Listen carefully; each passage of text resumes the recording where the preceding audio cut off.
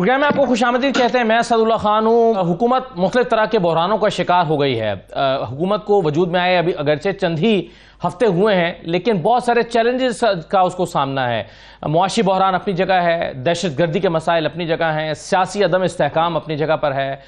اس کے علاوہ کئی معاملات عدالتوں کے پاس چلے گئے ہیں. پھر ایک گرینڈ اپوزیشن الائنس بھی شروع ہو گیا ہے، بن گیا ہے، اور تحریک کا آغاز بھی ہو گیا ہے. حکومت ان تمام مسائل سے کیسے نکلے گی، اور کیا حکومت ان مسائل سے نکلے بغیر پاکستان کے مسائل کو حل کر سکتی ہے؟ اس پر ہم گفتگو کریں گے. میرے ساتھ محمد علی درانی صاحب موجود ہیں، سینئر سیاستدان ہیں. بہت شکریہ محمد علی درانی صاحب، خوش آمدید کہتے ہیں آپ کو. سعید قاضی صاحب ہمارے ساتھ موجود ہیں، سینئر تجزیہ کار ہیں. اور نصر اللہ ملک صاحب ہمیں جوائن کر رہے ہیں، آپ بھی سینئر تجزیہ کار ہیں. تمام مہمانوں کو خوش آمدید. محمد علی درانی صاحب، سب سے پہلے تو یہ بتائیے کہ یہ چیلنجز ہیں یا چیلنجز سے بڑھ کر اب بحرانوں کی شکل اختیار ہو رہی ہے؟ کیونکہ حکومت جس طرح سے وجود میں آئی، اپوزیشن نے اس کو پہلے ہی دن سے تسلیم نہیں کیا، اور اس کے بعد پھر اب ایک گرینڈ اپوزیشن الائنس بھی بن گیا ہے. مختلف طرح کے بحران سر اٹھا رہے ہیں. یہ کیوں گمان ہو رہا ہے کہ 2/3 اکثریت رکھنے والی حکومت بھی بحرانوں میں گری ہوئی ہے؟ یہ تاثر ہے یا واقعی ایسا ہے؟ بسم اللہ الرحمن الرحیم. جناب، بات بڑی واضح سی ہے کہ 8 فروری کے جو انتخابات تھے وہ حقیقت میں عوام نے یہ حکومت جو بنی ہے، یہ تو پہلے سے بن چکی بھی تھی نا انتخابات سے پہلے. پریکٹیکلی اس کو تو صرف وہ قیادت تبدیل ہوئی ہے.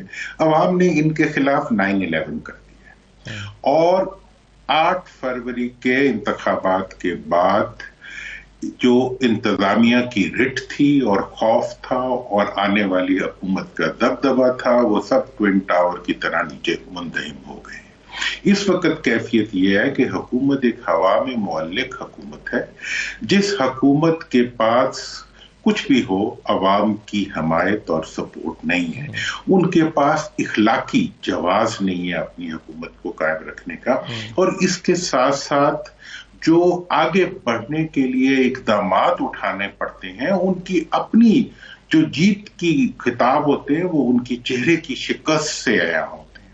اور اس کے بعد جتنے واقعات آپ اس دن سے آج تک کے دیکھیں جو ہوئے ہیں، وہ بہاول نگر سے شروع ہو جائیں اور بشام تک چلے جائیں، وہاں سے شروع ہو کے عدلیہ کے ایشوز تک آ جائیں، یہ سب یہ چیز کی اشارہ دے رہے ہیں کہ گورنمنٹ کی ریٹ آف دا گورنمنٹ اور گورننس کی جو اہلیت ہے وہ مکمل طور پر معطل ہو چکی ہے، پیرالائزڈ گورنمنٹ ہے. اور اس کے ساتھ ہی ساتھ جو صوبوں کی حکومتیں ہیں وہ مرکز کی حکومت کو رسپونڈ نہیں کر سک رہی. مرکز کی حکومت ایک سیکٹری سے لے کر کوئی افسر تک تعینات نہیں کر رہی، کوئی صوبہ ان کے ساتھ تعاون نہیں کر رہا.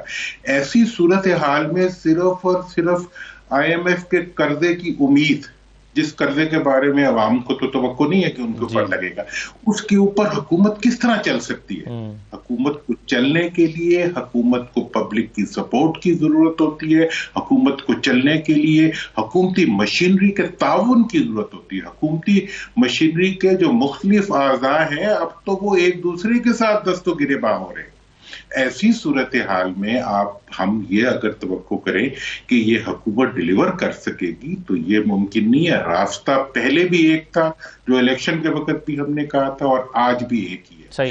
وہ یہ ہے کہ سیاسی جو ٹکراؤ ہے اس کو ختم کر کے سیاسی قوتیں جو حکومت میں بیٹھی ہیں وہ حکومت عوام کی رائے کے آگے اپنے سرنگو کرتے ہوئے اپنے آپ کو ایک ایسی حکومت قائم کرے جو سب کی ہو، اور اس کے ذریعے جو ہے ایک فیئر اینڈ فری الیکشن کی طرف بڑھنے کا راستہ بن جائے، یا ایک فیئر اور فری حکومت بن جائے. اور یہ میں آپ کو آج پریڈکٹ کر دوں کہ اس کے علاوہ کوئی راستہ نہیں ہے. انہیں پیچھے ہٹنا پڑے گا عوام کے سامنے، اور پیچھے ہٹ کے ایک ایسی حکومت یا ایک ایسا سسٹم لانا پڑے گا جو عوام کا نمائندہ سسٹم ہو، اور اس کے بغیر مسئلوں کے حل اور ملک کے معاملات نہیں چل سکیں گے.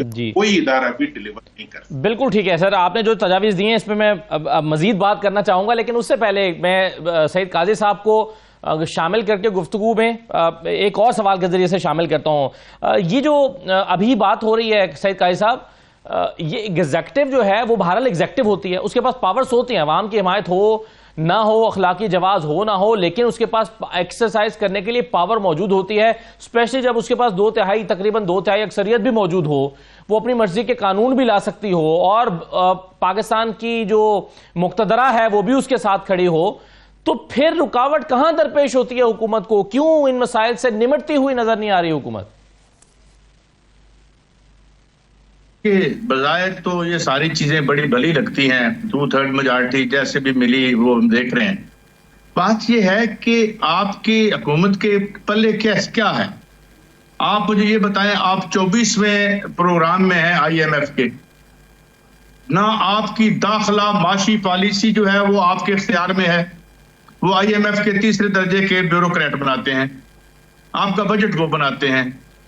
خارجی طور پر آپ کوئی سٹینس پرنسپل لے سکتے ہیں جب آپ کو جو ہے وہ چند لاکھ یا چند ارب روپے کی ڈالر کی جو امید لگا کے آپ بیٹھے ہوئے ہیں جن سے آپ نے لینا ہے. بات یہ ہے کہ اس مقام تک ہمیں کون لے کے آیا؟ 24 پروگرام لے کے آئے نا آج ہمیں. دوسری بات ایک اور ہے, یہ بالکل بات دورانی صاحب کی ٹھیک ہے کہ peoples will must be reflected جو رزلٹ ہیں اور حکومت میں, مگر اس سے ایک بڑی آگے کی بات ہے اور وہ بھی اتنی ہی اہم ہے, اور وہ یہ ہے کہ اس ملک کے لوگوں کے کوئی معاشی حقوق بھی ہیں جو آئین کی 1973 کے کانسٹیٹیوشن میں لکھے ہوئے ہیں. یہاں 4-5 اشرافیہ کے خاندانوں کے ہی بچوں کے حقوق نہیں ہیں کہ بچہ پیدا ہو تو کہیں گے میرا بچہ تو CM بنے گا. آپ نے 24 کروڑ لوگوں کے خلاف ایک معاشی اور سیاسی محاذ پہ اعلان جنگ کر رکھا ہے. آپ اور وہ سماج جس میں آبادیاں آرام سے نہ رہ رہی ہوں, سکون سے نہ رہ رہی ہوں, وہاں اشرافیہ بھی حکومت جو ہے وہ آسانی سے نہیں کر سکتی. اور یہ آج بیسیکلی یہ ریاست ایک اکھاڑا بن گئی ہے بڑے مالیاتی مفادات کے ٹکراؤ کا. اور اس میں جو سب سے مجھے جو بات لگتی ہے وہ یہ کہ بھائی اور یار 73 کے کانسٹیٹیوشن میں کوئی ہمارے بندے کے رائٹ ہیں یا نہیں ہے؟ علاج ہے, صحت ہے, تعلیم ہے. 13,000 سکول آپ پر, یعنی وہ پراپرٹیاں ہیں, سکول نہیں ہیں, وہ پراپرٹیاں ہیں, آپ پرائیویٹائز کر رہے ہیں. 2.5-3 کروڑ بچہ سکولوں سے باہر بیٹھا ہوا ہے. آدھے کے قریب بچوں کی جو ہے سٹینٹڈ گروتھ ہے. تو سماج کا امن و امان, آئے روز بجلی کی قیمت, گیس کی قیمت, پورے خطے کیا پورے گلوب پہ اس طرح کی واردات اور فراڈ نہیں ہوا جو بجلی کے معاہدے انہوں نے کیے. اور یہ ووٹ بھی اسی, یہ ووٹ اینٹی ووٹ تھا, یہ ووٹ نفرت کا, عمران خان کی محبت کا ووٹ نہیں تھا. تو یہ ہے کرائسس میں ایک فکرے میں سم اپ کرتا ہوں. The people who are ruling us, they are part of they are problem. Solutions lie beyond them.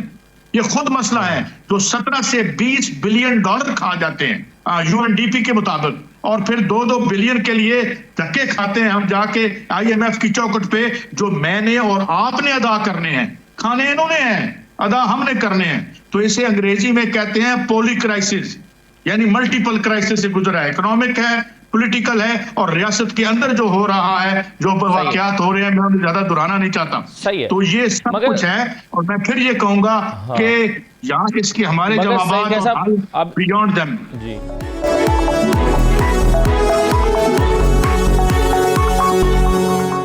اگر یہ جو بحران ہیں پاکستان کے, اور میں اگر آپ اجازت دیں تو یہ سوال نصر اللہ ملک صاحب کے سامنے لے جاتا ہوں کہ یہ بحران ہیں, یہ تو بحران تو ہیں, پہلے سے ہیں یا چل رہے ہیں. یہ حکومت اگر پوری عوامی مینڈیٹ کے ساتھ آ جاتی, یعنی سادہ اکثریت حاصل کر لیتی اور خواہش کے مطابق وزیر اعظم بن جاتے نواز شریف صاحب بھی, تو پھر کیا فرق پڑتا ہے؟ یعنی ان بحرانوں کو ٹیکل کرنے کا وہ فارمولا آج اپلائی کیوں نہیں کیا جا سکتا؟ یہ نصر اللہ ملک صاحب اس پر اپنی رائے کا اظہار کیجیے.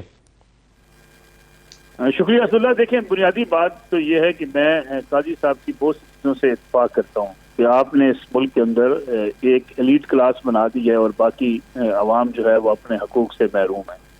لیکن میں اس میں اگر تھوڑا سا اضافہ کر دوں تو میں سمجھتا ہوں کہ اس ملک کی جو سب سے بڑی منافق کلاس ہے وہ ہے آپ کی اپر مڈل کلاس, جو ملک کے اندر تبدیلی بھی چاہتی ہے, جو ملک کے اندر کرپشن کا خاتمہ بھی چاہتی ہے, جو ملک کو ایک جو ہے وہ یہ سوچ کے بیٹھی ہوئی ہے کہ اس ملک کو ایک سوشل ویلفیئر اسٹیٹ ہونا چاہیے, لیکن وہ نہ ٹیکس دینا چاہتی ہے, نہ ملک کے اندر کوئی اپنا کردار ادا کرنا چاہتی ہے. آپ اندازہ کیجئے کہ جو یہ اس کا تعلق کسی سے بھی ہو, یعنی خواہ وہ آفیسر ریٹائرڈ ہوں, خواہ وہ آپ کے تاجر ہوں, خواہ وہ آپ کے صرف محکموں سے ریٹائرڈ ہونے والے افسران ہوں, وہ جو لوٹ کے ریٹائرمنٹ کے بعد لیکچر دینا شروع کرتے ہیں اور بڑے بڑے گھر بنا کے یہ دعوے کرتے ہیں کہ اس ملک کے اندر اب تبدیلی آ جانی چاہیے، کوئی ان سے پوچھنے والا نہیں ہے کہ آپ 16ویں گریڈ میں ریٹائر ہوئے، آپ نے ڈی ایچ اے کے اندر جا کے 24 کروڑ کا گھر کیسے بنا لیا، آپ نے گلبرگ میں جا کے 50 کروڑ کی جائیداد کیسے خریدی، اور وہ ساتھ تانے بھی مارتی ہے کہ اس ملک کو اب تبدیل ہو جانا چاہیے۔ اس سوسائٹی کی اس کلاس نے آج نوبت یہاں تک پہنچائی۔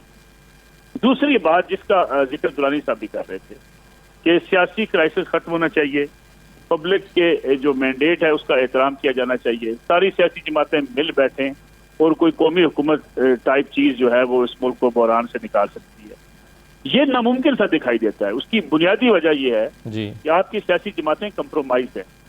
ایک زمانے میں 2013 کے الیکشن کو عمران خان صاحب نے نہیں مانا تھا، 2018 کے الیکشن کو ساری اپوزیشن جماعتوں نے نہیں مانا تھا، عمران خان صاحب وزیر اعظم بن کے تھے۔ آج 2024 کے الیکشن کو عمران خان صاحب اور دیگر جماعتیں نہیں مان رہی۔ سیاسی جماعتیں اسٹیبلشمنٹ کا کردار چاہتی ہیں، لیکن وہ کردار یہ چاہتی ہیں کہ ان کو کسی نہ کسی طریقے سے سپورٹ کر کے اقتدار دے دیا جائے۔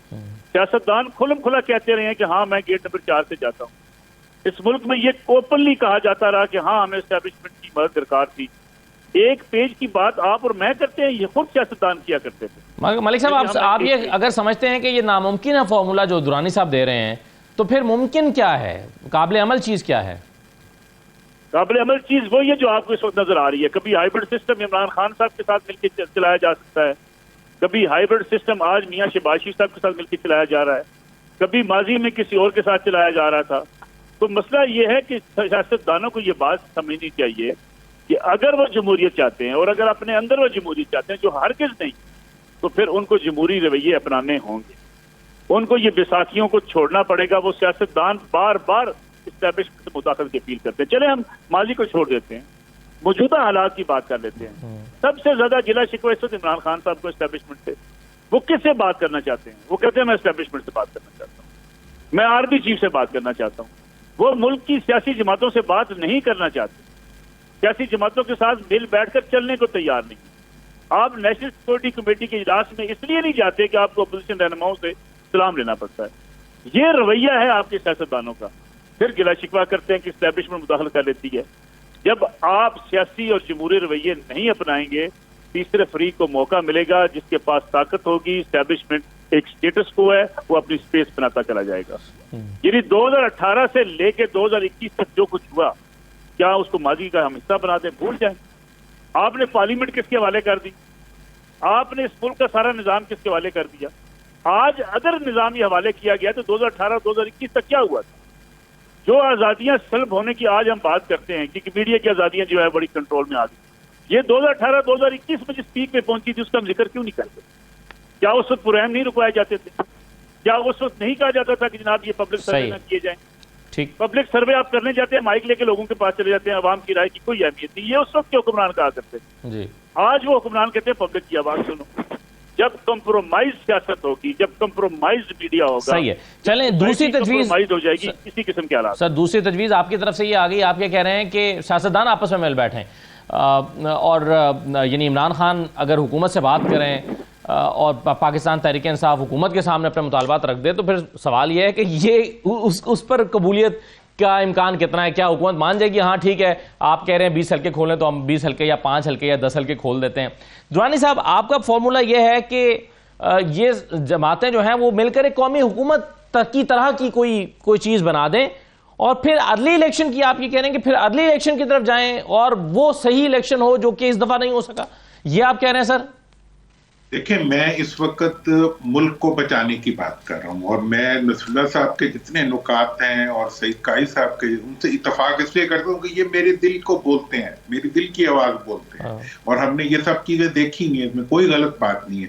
لیکن وے فارورڈ جو ہے، آگے جانے کا راستہ جو ہے، وہ اس وقت میرا مسئلہ ہے، میرا ملک میرا مسئلہ کہ پچھلے 52 سال سے ایک ایسا نظام چل رہا ہے جس میں 2 خاندان جو ہے مختلف شکلوں میں سروائیو کر، اور وہ خاندان جو ہیں وہ وقت کے ساتھ ساتھ اسٹیبلشمنٹ کے پیچھے کھڑے ہوتے ہیں، ایک گیٹ سے داخل ہوتے ہیں دوسرے۔ انہوں نے بہت خوبصورتی سے، اس ملک کے وڈیروں نے بہت خوبصورتی سے انتظامیہ کو بھی استعمال کیا ہے اور عدلیہ کو بھی استعمال کیا ہے۔ اس وقت عدلیہ کی حیثیت یونائٹڈ نیشن والی بن چکی ہے اور انتظامیہ جو ہے وہ خدمت گزار بن چکی ہے، اور دفعہ ہمیں لے آؤ، اگلی دفعہ کسی اور کو لے آنا۔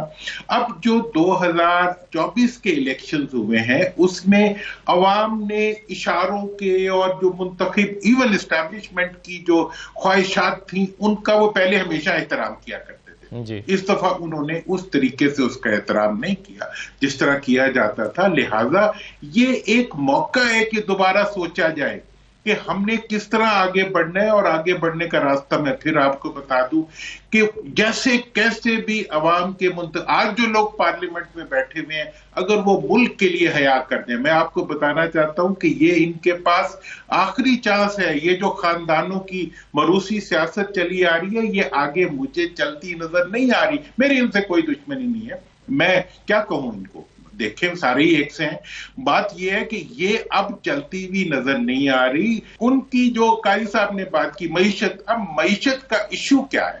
آپ جتنے مرضی IMF کے پروگرام لے آئیں، آپ جتنے مرضی، ٹھیک کہا ٹیکسز لوگ نہیں دے رہے، لیکن ٹیکسز کس کو دے لو؟ آپ یہ کہہ رہے ہیں کہ عوام کا ٹرسٹ نہیں ہے حکومت پر ٹیکس دینے کے حوالے سے۔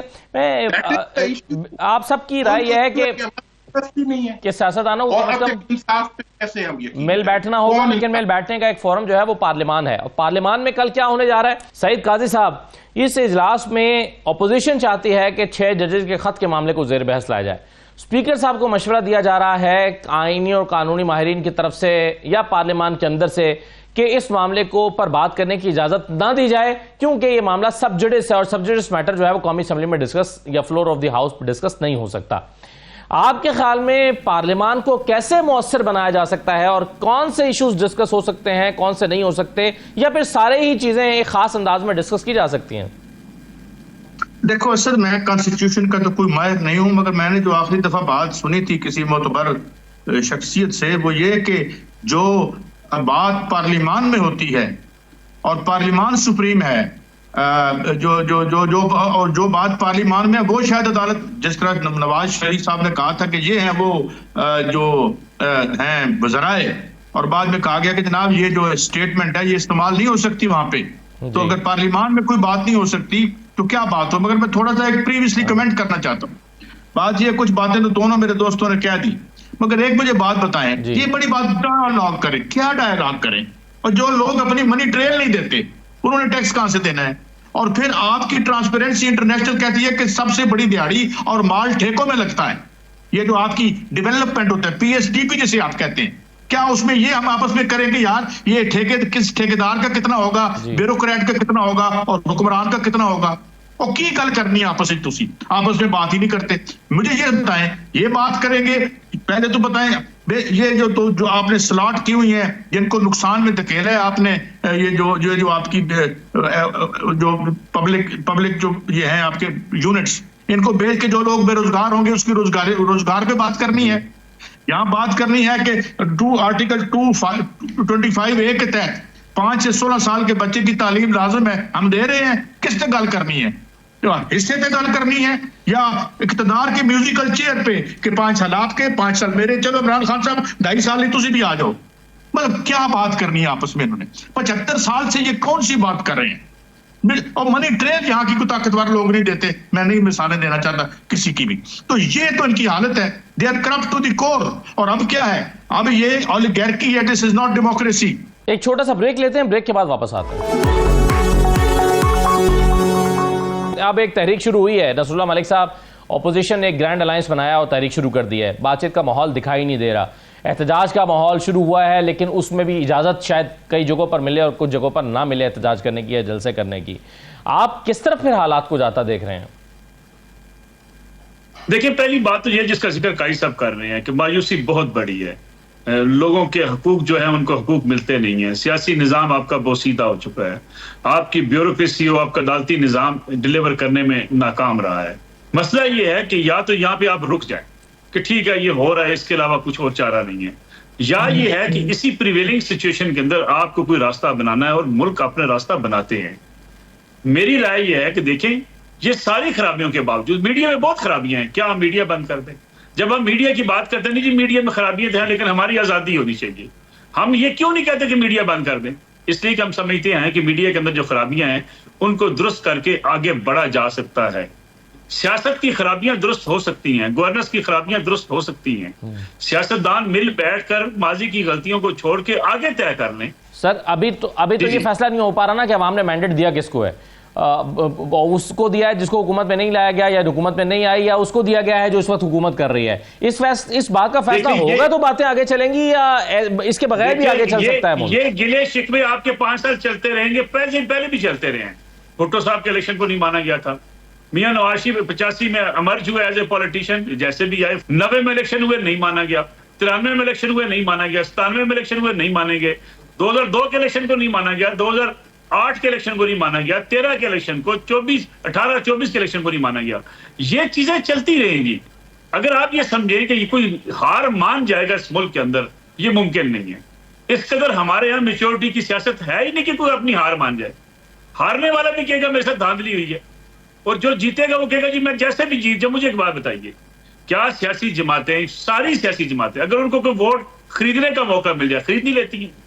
اگر ان کو کسی پارٹی کو بٹھانے کا موقع مل جائے طاقت کے زور پہ بٹھا نہیں لیتی ہیں؟ ہمارے ہاں میجورٹی نہیں ہے اس طرح جمہوریت کی جس کا ہم امید لگا کے بیٹھے ہوئے ہیں. مالک صاحب, مگر اس وقت ہم ایک ایسے سچویشن میں ہیں جہاں پر فروری میں ایک حکومت وجود میں آئی ہے, اور 2 مہینے کے اندر ایک گرینڈ الائنس بن گیا ہے جس نے اس حکومت کو گرانے کے لیے تحریک شروع کر دی ہے, اور وہ کہہ رہی ہے ہم اس حکومت کو گرا کے دم لیں گے, حکومت کو چلنے نہیں دیں گے. تو درانی صاحب, جب ایک حکومت اپنے وجود میں آنے کے اگلے ہی مہینے میں اس کے خلاف اس کو گرانے کے لیے ایک الائنس بن جائے اور تحریک شروع ہو جائے, تو کیسے نظام آگے چلے گا؟ اور اس سے کیا سیاسی عدم استحکام بڑھے گا نہیں؟ دیکھیں, ایک تو آپ نے کل اسمبلی کی بات کی کہ کل اسمبلی کے اندر جا رہے ہیں اور ایشوز جو ہیں وہ بھی آپ نے اس کا بھی آئیڈینٹیفائی کی. پہلے تو میں یہ بتانا چاہوں گا کہ آج میں جب دیکھ رہا تھا دنیا کے حالات, تو مجھے محسوس ہوا کہ ہماری اسمبلی اور ہماری عدلیہ اس کی حیثیت اس وقت یونائٹڈ نیشن کی بن چکی ہے کہ وہ صرف بھاشن دے سکتے ہیں, قراردادیں پاس کر سکتے ہیں. ہاں, اور جو ایشو بھی ان کے حوالے ہو جاتا ہے عدلیہ کے اور پارلیمنٹ کے, وہ جو ہے مسئلہ کشمیر اور مسئلہ فلسطین بن جاتا ہے. جو نصر اللہ نے جو باتیں نصر اللہ صاحب نے کہی, میں ان سے بالکل اتفاق کرتا ہوں, قائد صاحب سے. اب آگے اگر آپ نے بڑھنا ہے, دیکھیں ایک طریقہ تو یہ ہے, میں اسٹریٹ کہوں گا, میں نیشنل یونٹی گورنمنٹ کا پروپیلر تھا, میں نے اس کو انیشیٹ کیا, لیکن بات ٹھیک ہے کہ یہ سیاستدان جو اپنے مفادات اور اپنے بچوں کے مستقبل کے لیے کھوئے ہوئے ہیں, یہ کیسے کسی ایک جگہ پہ بیٹھ کے کسی قومی مفاد کے فیصلے تک پہنچ سکیں گے؟ دوسرا طریقہ تو یہ ہے کہ ایسی پارلیمنٹ کو عوام آ کے گھیرا ڈال لے اور انہیں کہے کہ بھئی تم ہی تو نقلی یا اصلی ہمارے منتخب نمائندوں, اس وقت تک باہر نہیں آؤ گے جب تک کسی چیز پہ اکٹھے نہیں. اور ایک اور طریقہ بھی ہے جس کے اوپر میرا خیال ہے پوری قوم, دیکھیں اس وقت out of the box solution کے اوپر ہمیں غور کرنا پڑے گا. ہم صرف نوحہ گناہ اگر رہیں گے تو اس کے نتیجے میں آپ نے کہا کہ out of the box solution ڈھونڈنا پڑے گا. آپ کہہ رہے ہیں کہ جس طرح سے چل رہا ہے ایسے نہیں چلے گا, آؤٹ آف دا باکس جانا پڑے گا. اور ایک بات ایڈ کر دوں چھوٹی سی, مطلب یہ ہے کہ اگر آپ کو کسی چیز کے اوپر, میں کہتا ہوں کہ نیشنل یونٹی گورنمنٹ بننی چاہیے, میں چیلنج کرتا ہوں کہ اسمبلی میں سے آپ قرارداد کریں, ہم پبلک کا ایک ریفرینڈم کروا لیتے ہیں کہ عوام کیا چاہتے ہیں. عوام چاہتے ہیں کہ مگر اپنی حکومت کون چھوڑے گا اور کون اپوزیشن کو ملا کے بنائے گا؟ یہ سیاستدان تو کم از کم نہیں کر سکتے. میں یہ کہوں کہ ملک ہوگا تو حکومتیں ہوں گی. جی صحیح بات, یہ تو ملک کرنے کی طرف چل, اگر ملک بچانا. سب پرنسپلی آپ کے بات سے اگری کیا جا سکتا ہے, مگر نصر اللہ ملک صاحب بھی یہ سمجھتے ہیں, کچھ مجھے بھی لگتا ہے کہ شاید قابل عمل نہ ہو, یا یہ ہماری موجودہ جو حکومت کی جماعتیں وہ اس پر غور ہی شاید نہ کر رہی ہوں یا نہ کریں. سعید قائد صاحب, اب مسئلہ یہ ہے کہ آنے والے دنوں میں تو حالات ہونے جا رہے ہیں اور خراب. یعنی ایک طرف جو عالمی کشیدگی ہے اس کی وجہ سے پیٹرول کی قیمتیں بھی بڑھ جائیں گی, پھر IMF آ رہا ہے تو گیس کی قیمتیں اور باقی جو بجلی کی قیمتیں وہ بھی بڑھیں گی. کل نواز شریف صاحب نے کہا کہ میں نے شہباز شریف کو کہہ دیا اگر گیس کی قیمتیں, بجلی کی قیمتیں اور مہنگائی کم نہ ہوئی تو تمہاری حکومت کا کوئی مستقبل نہیں ہے, یا ہماری حکومت کا کوئی مستقبل نہیں ہے. تو یہ جو کرائسس ہے یہ تو آنے والے دنوں میں بڑھنے جا رہا ہے, پھر کیا ہوگا؟ دیکھیں, وہ منظور حیدر شاہ کا ایک شعر ہے کہ دعائیں مانگتے رہتے ہیں رات بھر یہ لوگ, بکائنوں کے پھلوں میں مٹھاس آ جائے. میں کہتا ہوں سارے کام چھوڑ دو, کوئی مساق جمہوریت نہ کرو، کوئی مساق معیشت نہ کرو. میں نے کل بھی کہا تھا جب انوار الحق صاحب کی گورنمنٹ تھی، عمران خان صاحب کے دور میں بھی کہا تھا، صرف 1993 سے لے کر اب تک ہونے والے بجلی کے معاہدے جو میرے پیسے سے ہوئے ہیں اسے پبلک کر کے دکھا دو اگر تمہارے میں ضرورت ہے تو. وہ صرف ایک کام کر دو جس کی وجہ سے یہ پوری ریاست کھوکھلی ہو چکی ہے، اور اس کے یہ وہ بلیک ہولز ہیں پرافٹ کے، جس طرح بھی انہوں نے کہا تھا کہ پیدا نہیں ہے جس کا، میں تو بلیک ہولز کہوں گا، اور ان کی اتنی جرت نہیں ہے. یہ سارے اندر ہو جائیں خدا کی قسم اگر یہ معاہدے ہوں اور یہاں کی عدلیہ آزاد ہو. اور ہم 1993 سے پہلا معاہدہ نکالیں جب ہیزل اولیری آیا تھا، اور سارے معاہدے نکالیں تو ہمیں ساری دنیا میں ان کے پھیلے ہوئے معاملات کا پتہ چل جائے، جو پولیس کی گاڑیوں میں جو کک بیک کے پیسے آتے تھے وہ پتہ چل جائے. کچھ نہ کریں. عمران خان تم اندر جیل میں بیٹھے رہو. آپ ہم نے جو معاہدے کیے تھے اس بجلی کے، جس سے ہماری انڈسٹری بیٹھ گئی، جس سے پاکستان جو ہے آپ نے آلموسٹ بینکرپٹ کر دیا، وہ ان کی مہربانی ہے کہ وہ اعلان نہیں کرے اور 4% ہمیں پھینک دیتے ہیں. یہ کر کے دکھا دے تو آپ کو پتہ چلے گا ان کا کیریکٹر کیا ہے. اور جن کا یہ کیریکٹر ہو، یہ جو سارا ملبے میں اور اکنامک ویسٹ لینڈ میں اس ملک کو جنہوں نے تبدیل کیا ہے، اب ہم چاہتے ہیں وہ اسے ٹھیک کریں. یہ جو معاشی ویرانہ یہاں پہ جو تخلیق کرنے والے ہیں، تخلیق کنندگان ہیں، وہ مل کے بیٹھ کے اس کو ٹھیک کریں گے. ان کے میں کہتا ہوں صرف ایک بات، اور میں یہ 2011 سے کہہ رہا ہوں کہ یہ معاہدے کھولو، کیونکہ صرف پہلی دفعہ 2012 میں نے اس کی تفصیل پڑھی اور میری کانوں سے دھواں نکل آیا. فائنانشل ٹائمز میں چھپی 2012 میں اسد اللہ آپ کو اس کی بھیج دوں گا کاپی اس ارشاد کی، فائنانشل ٹائمز کی. تو یہ نہیں کھول سکتے. یہ تو آگے یہ ٹھیک کریں گے. نو، یہاں پہ تحریکیں بنیں گی، تحریکیں پلیں گی. ابھی عمران خان کے چکر میں یہ تحریکیں رکی ہوئی ہیں. یہ میں آپ کو عجیب ڈائلیکٹیکل بات بتا رہا ہوں، کچھ نے یوں جوڑ کے رکھا ہوا ہے. ورنہ اور ریئل ایشوز پہ عمران خان بھی بات نہیں کر رہا. کبھی ریاست مدینہ کی بات ہوگی، کبھی یہ ہوگی. Real hard core economic issue according to the constitution of 1973 اس رائٹس پہ کوئی پیپلز پارٹی پہلے بھاگ گئی ہے، وہ اشرافیوں کی پارٹی بن چکی ہے. مسلم لیگ نون پہلے دن سے وہی تھی. صحیح ہے، بالکل صحیح ہے. نصر اللہ مالک صاحب آخر میں سر یہ کہہ دیجئے کہ اپوزیشن کا جو گرینڈ الائنس ہے یا تحریک تحفظ آئین ہے، یہ اس میں آپ پوٹینشیل کتنا دیکھتے ہیں؟ یہ کیا اچیو کر پائیں گے؟ بلوچستان سے اس کا آغاز ہوا ہے اور آپ بلوچستان کی صورتحال سے واقف ہیں. جو اس الائنس کے محرک ہیں اور جو اس الائنس کے نتیجے میں آگے بڑھنا چاہتے ہیں، ان کی ڈیمانڈز کیا ہیں؟ اگر آپ ہم سب کو برا نہ لگے تو ان کی ڈیمانڈز یہی ہیں کہ مجھے الیکشن کیوں نہیں جتوایا گیا. یعنی جس ملک کے اندر حالت یہ بن جائے کہ مجھے الیکشن جتوا دیں، دوسرے کو ہروا دیں. یعنی ایسے الائنس کیا کر سکتے ہیں؟ ایسے الائنس محض میرے خیال میں اس کوشش میں ہوتے ہیں کہ وہ اپنا ایک دباؤ بڑھا دیں. یہ جو کرپشن کا خاتمہ چاہتے ہیں، لبرٹی چوک میں آ کے نعرے لگاتے ہیں، کبھی رو کے کسی سے پوچھے گا بیٹا آپ کے ابو کیا کرتے ہیں، وہ آپ کو بتائے گا 59,000 میں میرے ابے کی تنخواہ ہے، مرسڈیز گاڑی پہ آیا ہوتا ہے، ڈیفینس میں رہتا ہے، کینٹ میں رہتا ہے، بڑے بڑے محلات میں رہتا ہے. کرپشن کا خاتمہ چاہتا ہے. اپنے ابا سے جا کے نہیں پوچھتا ابا جی 59,000 میں آپ کی تنخواہ تھی، آپ ریٹائرڈ ہوئے ہیں اینٹی کرپشن کے محکمے سے، آپ نے اتنا بڑا گھر کیسے لے دیا؟ ہم چاہتے یہ ہیں کہ ہم دوسرے کو کرپٹ کہتے رہیں، لیکن اپنے اندر جو ہمارے اندر کا گلٹ ہے اس کو ہم چھپاتے رہیں. یہ ایسے ہی چلے گا. مجھے نہیں لگتا کوئی بڑی تبدیلی آنے والی ہے. اس لیے کہ آپ دکاندار کے پاس جاتے ہیں وہ آپ کو لوٹتا ہے. منافقت کا خاتمہ کرنا ہوگا. جی صحیح بات، بالکل صحیح ہے. بہت شکریہ نصر اللہ ملک صاحب، سعید قائد صاحب، محمد علی صاحب، بہت شکریہ پروگرام میں شرکت کرنے کے لیے. یہ آج کا پروگرام تھا. اجازت دیجیے، اللہ حافظ.